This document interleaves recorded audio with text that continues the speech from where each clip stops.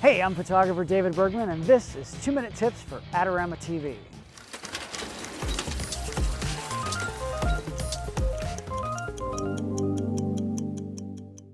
Today, I'm going to talk about monopods for still photography. I see many photographers using them incorrectly, so I'm going to tell you when you should use them and when you shouldn't. What's a monopod? Basically, it's just one of the 3 legs of a tripod, and you attach your camera on top. You get it? The prefix tri is 3 and mono is 1. Monopods are generally very small, light, and easy to transport, much easier than a tripod, but they're not as stable since the single leg doesn't stand up on its own in most cases. You may have seen photographers at sporting events using those big monster lenses. Very often, it's being held up by a monopod. There are 2 primary reasons for this. The first one is that it adds some stability to prevent motion blur.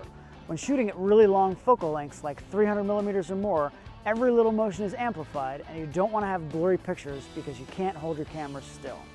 The second reason is really more straightforward. Those lenses are really heavy. I don't care how strong you think you are, but you're not going to handhold a 600 millimeter lens for an entire football game. Not gonna happen. Okay, so when would you not use a monopod?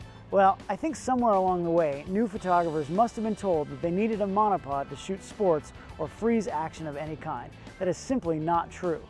Most of the time, you're shooting sports at fast shutter speeds, like 500th of a second or more.